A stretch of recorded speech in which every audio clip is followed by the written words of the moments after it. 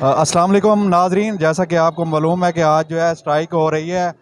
जो छोटे बच्चों से चाइल्ड प्रोटेक्शन के हवाले से जो बिल मंजूर हुआ है, छोटे बच्चों को जो है काम पे लगा देते हैं वालिदैन, और छोटे बच्चे जो है मजदूरी करते हैं। इस हवाले से जो है आज 9 नंबर पे एक स्ट्राइक हो रही है। इस हवाले से मुख्तलिफ सियासी समाजी रहनुमा मौजूद हैं, इनसे भी बात करेंगे। जी सर। जी, मेरा नाम मोहम्मद अब्बास राजपूत है और मैं जनरल सेक्रेटरी हूँ Muzaffarabad social welfare society Multan से।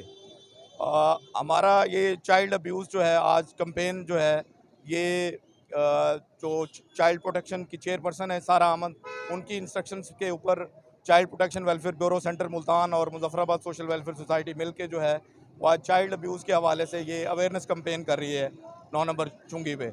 इसका मकसद ये है कि जो लोग हैं उनको अवेयर किया जाए कि वो अपने बच्चों का ख्याल रखें। आजकल जो अब्यूज़ के वाक़यात हैं वो दिन ब दिन बढ़ते जा रहे हैं, जिसकी वजह से बच्चे जो हैं, बच्चों के साथ डिफरेंट तरह का अब्यूज़ हो रहा है, जिसमें सेक्सुअल अब्यूज़ है, फ़िज़िकल अब्यूज़ है।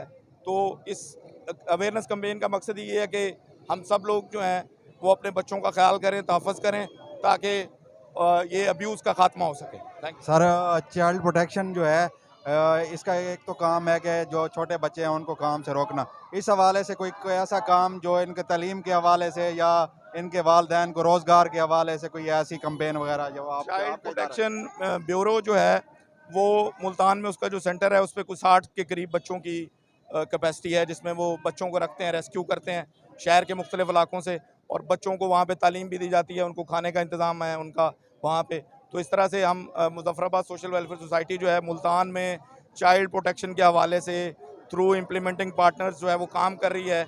ऐसे बच्चे जिनका किसी भी तरह से इस्तेसाल हो चुका हो या हो सकता हो, उनको हम उनके तहफ़्फ़ुज़ के लिए हमने 10 इम्प्लीमेंटिंग पार्टनर बनाए हैं मुल्तान में, जिनके साथ मुख्तलिफ तरीके से हम काम कर रहे हैं, जिसमें नॉन फार्मल सेंटर्स हैं हमारे, उसके अलावा अवेयरनेस के प्रोजेक्ट्स हैं, उसके अलावा हम बच्चों को अवेयर कर रहे हैं ताकि वो और उनके जो ख़ानदान हैं, जो फैमिलीज़ हैं, वो चाइल्ड अब्यूज़ से महफूज रह सकें। Thank you.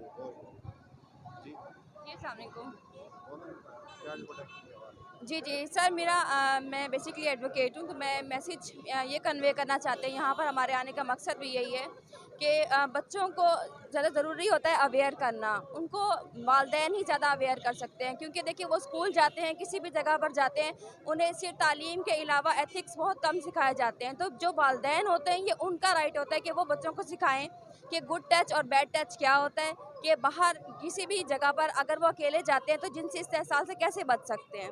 ये आपने देखा होगा कि मासी और खाला सिस्टम जो होते हैं, ये जो घरों में जाके बच्चियां छोटी काम करती हैं, इस हवाले से कोई आपकी जो वेलफेयर सोसाइटी है वो क्या कर रही है? जी, इस घरों में काम करती हैं, उनके बच्चों को प्रोटेक्शन के लिए ये है कि उनके बच्चों को हमने छोटे छोटे इंस्टीट्यूट्स बनाए हुए हैं, जिसके अंदर बच्चों को प्रोटेक्ट किया जाता है, उनको तालीम दी जाती है, उनको नॉन फॉर्मल एजुकेशन भी दी जाती है और फॉर्मल एजुकेशन भी दी जाती है। मैं ये कह रहा था कि ये छोटी बच्चियां जो घरों में जाके काम करती हैं, जी जी, इस हवाले से आप क्या इसका जो है रोकने का क्या तरीकाकार है, क्या कर रही हैं आप? छोटी बच्चियां जाके घरों में काम करती हैं मासियां बन के। जी जी, सबसे पहले तो हमारा ये जो हम काम कर रहे हैं, जो हमारा मोटिव है वो यही है कि बच्चों को इस इस्तेसाल से रोका जाए, उनको मना किया जाए कि वो उस जगह पर ना जाएं और काम ना करें, कि इसलिए क्योंकि उनकी माशी जो हालात हैं वो बेहतर नहीं है। जो उनकी माएँ हैं वो मजबूर होती हैं बच्चियों को बेचने के लिए, कि वो बेचें उनको और वो काम करें। तो उनको रोकने के लिए ये है कि जैसे ही कहीं हमारे पास कोई इन्फॉर्मेशन ऐसी आती है कि इस बच्चे यहाँ पर है और वो काम कर रहे हैं और उसकी एज 18 साल से कम है, तो फ़ौरन चाइल्ड प्रोटेक्शन का जो इदारा है वो उसको प्रोटेक्ट करता है और वहाँ जाके उसको सिक्योर करता है। आप माशाल्लाह लॉ में हैं, वकला बिरादरी से ताल्लुक़ रखती हैं। रोज़ बरोज़ जो है महंगाई जो है बढ़ रही है, लोगों का जीना महाल हो गया, टैक्स पे टैक्स लग रहे हैं। आपके सामने जो रोज़मर्रा की खुर्दनोश की चीज़ें हम इस्तेमाल कर रहे हैं महंगी हो रही हैं, तो इनका जो है गवर्नमेंट से, इदारों से आप क्या अपील करेंगे? क्या इस बारे में? गवर्नमेंट से, इदारों से तो ऐसी अपील नहीं, क्योंकि देखिए टैक्स जो है वो हर इंसान के फ़ायदे के लिए ही है, कि उसने इस एक फैसिलिटीज़ जो एक यूज़ कर रहा है वो एक हुकूमत से लेकर, तो वो उसको टैक्स पेयर वो लाजमी है। तो ये है कि बर्डन आजकल ज़्यादा है, जो हमारे देखने में आता है कि लोग माशी हालात उनके बहुत परेशान हैं, वो पुरसाने हाल है। ये है कि थोड़ा सा जो है गवर्नमेंट की तरफ से भी रिलीफ मिलना चाहिए, और लोगों के लिए अच्छे जो है ना जो एम्प्लॉयमेंट की वजूहत हैं और एम्प्लॉयमेंट के नए तरीके हैं वो पैदा होने चाहिए, ताकि नौजवान नस्ल जो है ना वो रिप्यूट ना हो। आपको पता है दुनिया में कई ऐसे ममालिक हैं जो टैक्स पे करते हैं उनको जो है 3 बुनियादी चीज़ें जो होती हैं तलीम, रोज़गार, सेहत। क्या हमारे मुल्क में मिल रहा है तलीम, रोज़गार, सेहत? देखिए हमारा कॉन्स्टिट्यूशन जो है वो तो कहता है कि हमें तालीम मिलनी चाहिए और बेहतर रोज़गार मिलना चाहिए, और उसके हिसाब से काफ़ी ऐसे इदारे भी हैं जो काम कर रहे हैं, और जो तालीमी सेक्टर्स हैं, जो गवर्नमेंट स्कूल्स हैं, उनमें बच्चों की बहुत तादाद है। देखने में आती है कि जो घरों में काम करने वाली लड़कियां भी हैं वो भी अपने बच्चों को गवर्नमेंट स्कूल में भेज सकते हैं। तो हमें ना एक चीज़ ये आम करनी चाहिए कि गवर्नमेंट स्कूल्स में बच्चों को भेजने के लिए लोगों को अवेयरनेस देनी चाहिए कि आप बजाय ये सोचें कि आपने किसी हाई लेवल स्कूल में बच्चों को भेजना है, तो इस पर फोकस करें कि जो गवर्नमेंट के इदारे लोगों ने कायम किए हैं, जो हुकूमत ने हमारी कायम किए हैं, उन इदारों में बच्चों को भेजें, वहाँ अच्छे तालीमी निज़ाम है। बहुत शुक्रिया जी, हमारे साथ सलीमा मुनीर साहबा मौजूद हैं।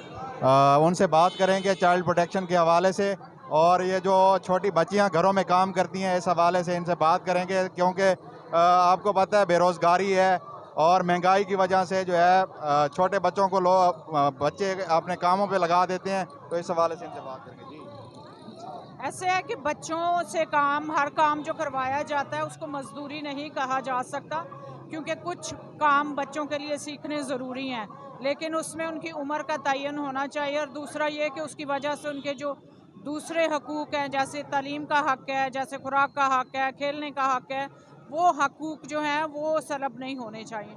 तो जब बच्चे घरों में काम कर रहे होते हैं तो ज़ाहिर है हम देखते नहीं हैं कि कौन सा काम बच्चा कर सकता है या नहीं कर सकता।